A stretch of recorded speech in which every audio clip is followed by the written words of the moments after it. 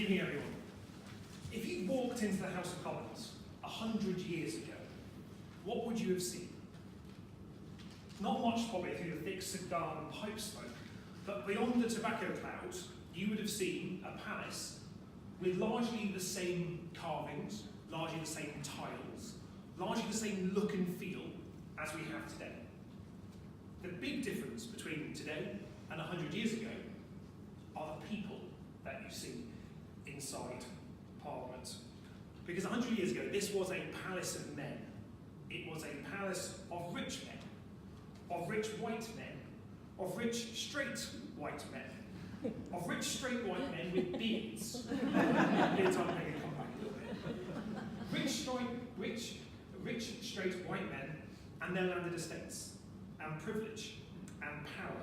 And there was not a single woman here who was elected to be here. Although there were many who worked here, but there was very few in terms of that. You wouldn't have seen them. And that's why this matters so much. That's why remembering Nancy Astor matters so much, because in that century, since she was elected, she has changed politics. Women have changed politics, and changed it for the better. But a century on, Parliament, Westminster, is still full of rich, white, round, straight men. We have the most diverse Parliament that we've had ever, in terms of it. We have more BAME people, we have more disabled members of Parliament, we have more LGBT members of Parliament, but we still have more men.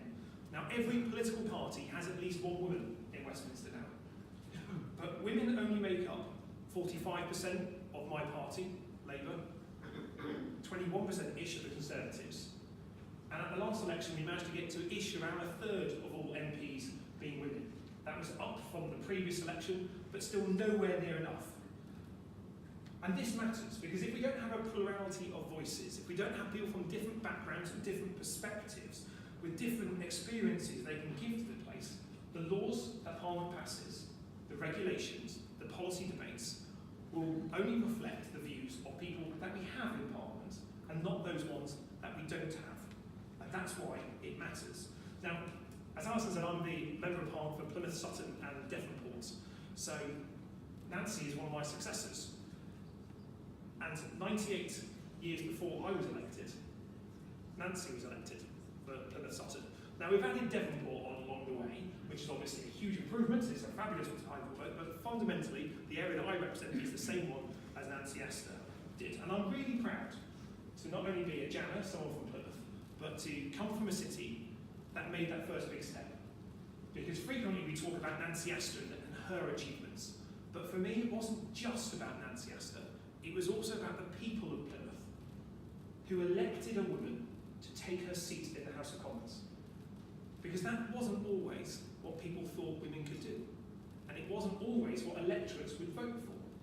But it is what Plymouth voted for in 1919. And that matters, because a century ago, Nancy Astor broke the glass ceiling with her election when she walked into the Commons chamber. Because that was a gentleman's club. It was a bastion of male dominance, and it took 2 years before she was joined by Margaret Wintringham, the second ever female MP to take her seat. In those 2 years, she received up to 1,000 letters every week from women asking for her help in raising her concerns. Now, I think I get a lot of emails about Brexit, but to get that many letters really showed what a powerful change that she was creating here. So why am I here? Well, like Nancy Astor, I want to see change. And for some of you, especially those people from Plymouth, you will know a bit about my city. There's a Plymouth disease. We're really good at stuff, but the thing we're best at is not telling anyone about how good we are. We hide our light under a bushel, and then we hide the bushel. And one area that has been most overlooked has been the contribution of women to our history. There are plenty of statues of Sir Francis Drake in Plymouth, plenty of statues of Robert Falcon Scott and other great explorers from Plymouth. But there are very few statues, very few pieces of public art, very few visible demonstrations of the history of women. And that's why we need to talk more about the contribution that women have made. Now, Plymouth is currently represented by 3 blokes. vote. I get some bonus points because I'm the gay one, but fundamentally it's 3 blokes. And that matters because Plymouth is one of the few cities that has nearly had an unbroken run of female representation, from the very first woman to take a seat in 1919 up to the present day. And it's only been the last few years where we haven't had a woman representing our city.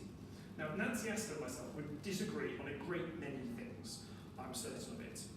But there's also lots of things that we would have agreed on, because she was a pioneer in so many different areas.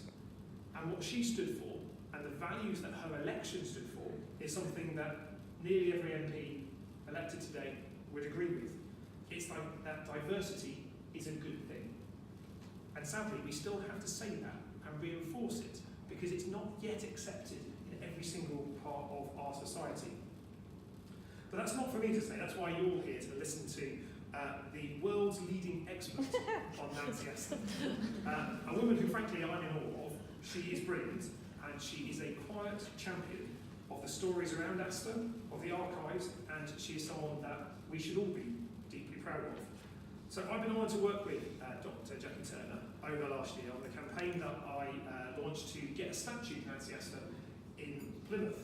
I was proud to have proposed that statue, and Jackie joined as the historical advisor, and she has contributed hugely. I'm really pleased that Plymouth women in business who are wearing the funky Nancy Astor tops have finished and campaigned and raised the money, so we've got enough money to raise that statue to Nancy Astor, which I think is due to be unveiled at the end of the year, at the 100th anniversary of her election, which is brilliant.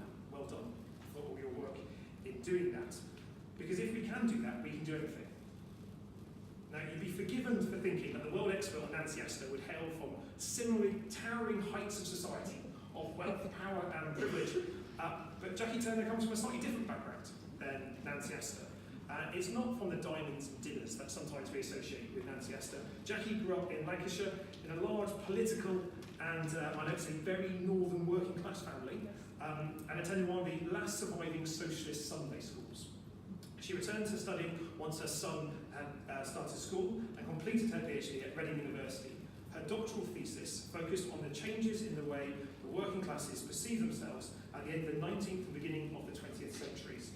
Her research topics cover an array of modern cultural history, including secularisation, gender, children's history, and working class politics, which focuses on parliamentary politics and political cultures, including gender, early feminism, and that heady mix of working class politics and religion.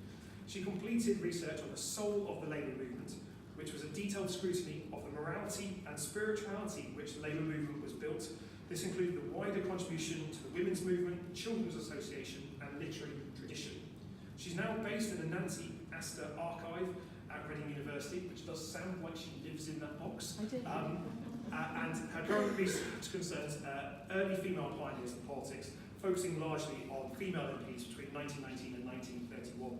She examines the contribution of early female MPs, but also reassesses the importance of the 1918 representation of the People's Act on British democracy in relation to women, to the emergence of female politicians. She is the world's leading expert on Nancy Astor, and creates the Astor Family Papers, which are held at the University of Reading. She plans to return to focusing on socialism and working class politics after 2020 to expand on her existing research on the Christian socialist women. A century on from Nancy Astor's election, we're not yet at 50-50 representation in Parliament. We're not at 50-50 representation in local councils. There's still much work to be done. As a Parliament and society, the role of women, the experience of women, and the voice of women is still heard too little in Parliament, in Westminster, and across all our constituencies. I will leave you with this thought. In my office in Plymouth for the last month, I've been collecting sanitary products to help end period poverty in the run-up to International Women's Day. And if you look at the front of my office, we've been stacking up the sanitary products. They don't quite stack in the way you'd like them to, but there's a big pile of them in our window. And I've been stopped by a couple of people who have said, why are you talking about women's issues? Because it's icky. Actually, it's not. And for me, that emboldens the fact that we need to keep redoubling our efforts to normalise the debate around women, around periods, around period poverty. We need to normalise the debate, we need to talk about it, we need to break the stigma, we need to reflect the fact that until 50% of our politicians are women, some of those debates will still be marginalised, they won't be spoken about.